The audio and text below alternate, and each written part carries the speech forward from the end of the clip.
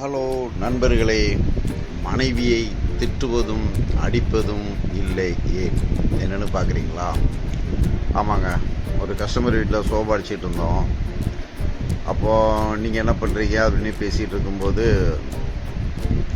நான் அந்த மாதிரி யூடியூப்லாம் வச்சுருக்கேங்க. எங்களுடைய சோபா அடிப்பதையும் போடுவேன், அப்படியே பொது நிகழ்ச்சியும் போடுவேன். நாளைக்கு மனைவியை அடிப்பதும் திட்டுவதும் இல்லைங்கிற தலைப்பில் பேசலான் இருக்கேன். உங்களுடைய கருத்துக்கள் எதாக இருந்தால் சொல்லுங்கள் அப்படின்னு கேட்டேன். அவங்க சொன்னாங்க,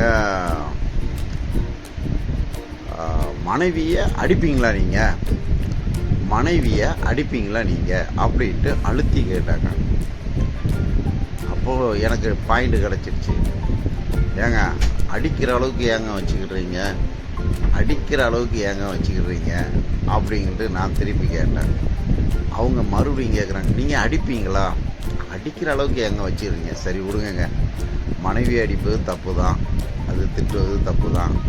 சில டைமில் மனைவியை புருஷன் அடிக்கிறாங்களா, அது நியாயமானு கேட்டேன்.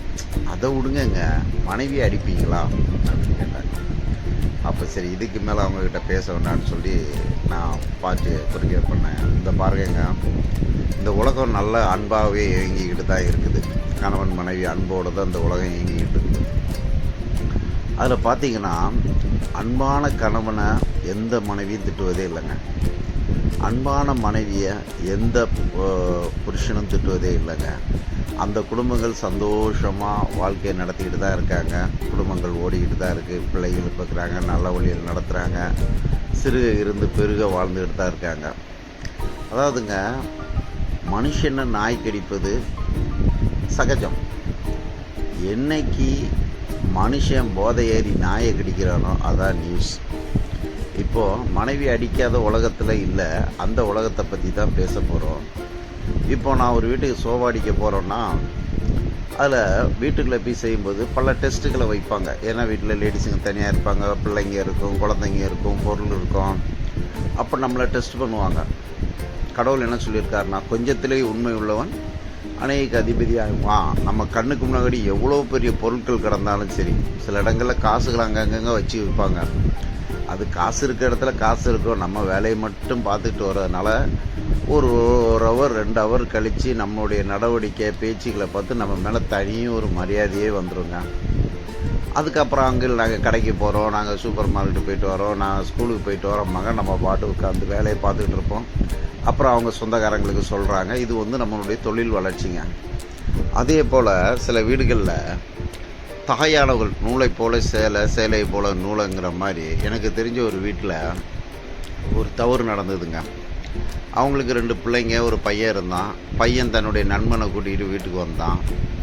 எல்லா இடத்துலையும் கெட்டவங்களும் கெட்டவனுடைய சூழ்நிலைகளும் இருப்பது சகஜம் தானே. அந்த மாதிரி இந்த சூழ்நிலையை அறிஞ்சிக்கிட்டு முதல்ல அந்த அம்மாக்கிட்ட பாசமாக பேசினான். அப்புறம் அந்த அம்மாவுக்கு காய்கறி வாங்கி கொடுத்தான், அப்புறம் மீன் வாங்கி கொடுத்தான், அப்புறம் கையில் இருக்க பணத்தை கொடுத்தான், பழகுனான். கடைசியில் அவங்க பொண்ணை லவ் பண்ண ஆரம்பிச்சிட்டான். வீட்டில் பெரிய பிரச்சனையாகிடுச்சு, கம்யூனிட்டி பிரச்சனையாகிடுச்சு, தடங்களாகிடுச்சு, அடிதடி ஆகிடுச்சு, அவமானமாகிடுச்சு. இப்போ நான் லவ் பண்ணுறது தப்புன்னு சொல்லலை.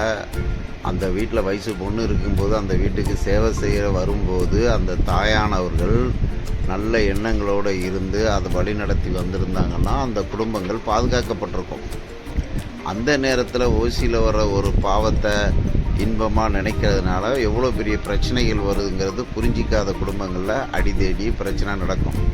இப்போ அந்த மனைவியே புருஷன் அடிச்சிருப்பார். வீட்டில் இருந்தியா பொம்பளை பிள்ளைய பார்க்கக்கூடாதா, வைக்கக்கூடாதான்னு பொண்டாட்டியை போட்டு அடிக்கிறது சகஜம்.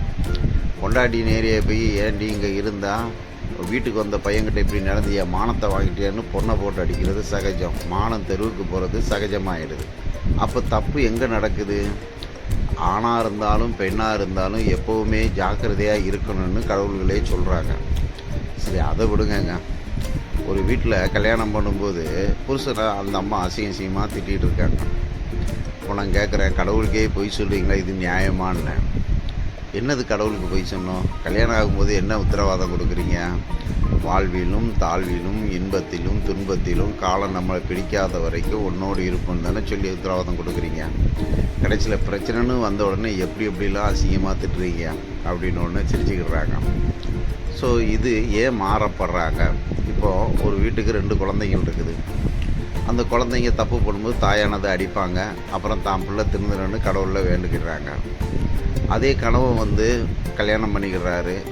அவங்க எதிர்பார்த்த அளவோ ஐஸ்வர்யமோ பொருளாதாரமோ இல்லைன்னா அவங்கள குறை போட்டு திட்ட ஆரம்பிச்சிடுறாங்க.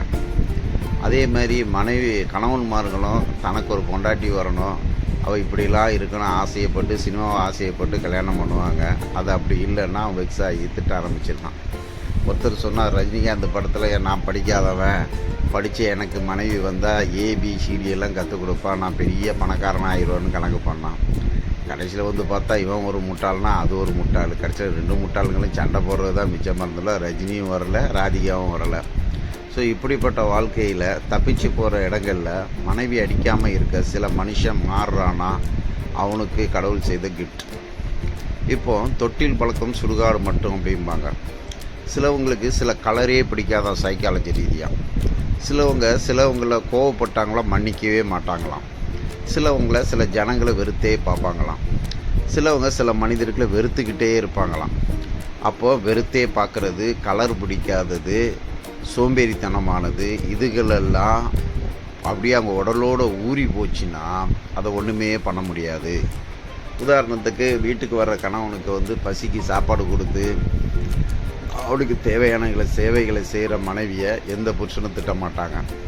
சில மனைவிகள் வந்திருப்பாங்க, நீ துட்டு சம்பாதிச்சு கொடு, சட்டில் போன பட்டனை கூட நான் தைக்க மாட்டேன், வீட்டில் இருக்க வேலையை கூட நான் செய்ய மாட்டேன், எனக்கு தேவை நீ சம்பாதிச்சு கொடுக்குற ஒரு அடிமை.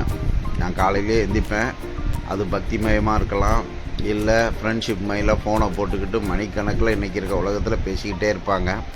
ஃப்ரெண்ட்ஷிப்களோட பேசுகிறது தப்பு இல்லைங்க, அதில் ஆக்கப்பூர்வமும் இருக்குது, அழிவுபூர்வமும் இருக்குது. இப்போ இன்றைக்கி ஒரு யூடியூப்பை பார்க்குறாங்க, ஒரு நல்ல சமையலை பார்த்துருக்கோம், பக்கத்து வீட்டில் ஒரு பெண்ணு இருக்காங்க, இந்த ஒரு பெண்ணு இருக்காங்க, இல்லை ஒரு ஆண் இருக்காங்க, ஒரு யூடியூப்பை பார்க்குறாங்க, ஒரு நல்ல காரியங்களை செய்து பார்க்குறாங்க, அது சக்ஸஸ் ஆகுது, அது அவங்க வாழ்க்கையை முன்னேற்றம். அதே ஒரு யூடியூப்பை பார்த்துக்கிட்டு காமெடியை பார்த்துக்கிட்டோ இல்லை தேவையில்லாத ஃபோனில் பேசிக்கிட்டே இருக்க வாழ்க்கைக்கு பின்காலத்தில் அவங்களுக்கு சுகரு, ப்ரெஷரு, பிரச்சனை, பொருளாதார பஞ்சம் எல்லாமே வந்து சேர்ந்துடும். இன்றைக்கி 40 வயசில் ஒருத்தவங்க பொருளாதாரத்தில் கஷ்டப்படுறாங்கன்னா அவங்க 25 வயசில் கல்யாணம் ஆகி அந்த சோம்பேறித்தனம் ஒரு காரணம். இன்றைக்கி 40 வயசில் ஒரு அம்மா சுகரில் கஷ்டப்படுறாங்கன்னா அவங்க 25 வயசில் தன்னுடைய எதிர்காலத்தை குறித்து கவலை இல்லாமல் வாழ்ந்த காரியம். எதிர்காலத்தை குறித்து கவலை இல்லாமல் வாழ்ந்த ஒரு காரியம். சிலவங்க எதிர்காலத்தை குறித்து ரொம்ப ரொம்ப ரொம்ப கவலைப்படுவாங்க. மேன்மையாக போகணும்னா தாழ்மையாக போகணும், சிறு தொழில் பண்ணி பெருமில்லத்தை காண்பாங்க. சிலவங்க பெருமையை ஆரம்பிச்சுட்டு அதை அழிச்சிட்டு கடைசியில் பொருளாதாரத்தையும் அழிச்சிட்டு நான் அன்னைக்கு அந்த வியாபாரம் பண்ணேன், அப்புறம் இந்த வியாபாரம் பண்ணேன், அதுக்கப்புறம் அந்த வியாபாரம் பண்ணேன்.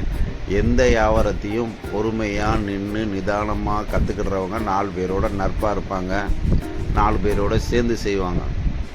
எதையுமே பெருமைக்காக செய்கிறவங்க 40 வயசில் சுகரில் இருப்பாங்க, 40 வயசில் ஃப்ரெண்ட்ஷிப் இல்லாமல் இருப்பாங்க, 40 வயசில் இப்போ பொருளாதாரம் இல்லாமல் இருப்பாங்க. இதற்கெல்லாம் காரணங்கள் வந்து அவங்களுடைய பழக்க வழக்கங்களே.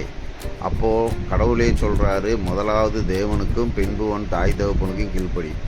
அப்போ நம்ம தாய் தகப்பன் வந்து ஒரு நல்ல வழியை, நல்ல ஒழுக்கங்களை, ஒரு பெரும் தலைவர்களை பற்றி, பெரும் அரசியல்வாதிகளை பற்றியோ இல்லை பெரும் மகிழ்ச்சிக்குரியோ நம்மளுக்கு கற்றுக் கொடுத்து அவங்க பாதையில் நம்மளை நடப்பயணம் வச்சுருந்தாங்கன்னா நம்ம வாழ்க்கைக்கு தேவையான நல்லவர்களை தேடி தேடி கற்றுக்குவோம், நம்ம நல்ல பாதையில் போக முடியும். அதை விட்டுவிட்டு நம்ம முன்னோர்களில் இருந்து நம்ம வரைக்கும் கெட்டவர்களோட பழகிறது, கெட்டதில் போய் மாட்டிக்கிடுறது, தங்களைத்தானே கெடுத்துக்கிற ஒரு சூழ்நிலையில் வளர்ந்துட்டாங்கன்னா அவங்கள கல்யாணம் பண்ணிக்கிட்ட ஆணாக இருந்தாலும் பெண்ணாக இருந்தாலும் அவங்கள திருத்த முடியாத எங்கள் சூழ்நிலையை புரிஞ்சுக்கிற வரைக்கும் அமைதியாக இருந்து, அதான் வேதம் சொல்லுது, கணவன் ரட்சிக்கப்பட்டு மனைவி ரட்சிக்கப்படாமல் இருந்தால், மனைவி ரட்சிக்கப்பட்டு கணவன் ரட்சிக்கப்படாமல் இருந்தால் ரட்சிப்புக்குள்ளாக நடக்க வேண்டும்.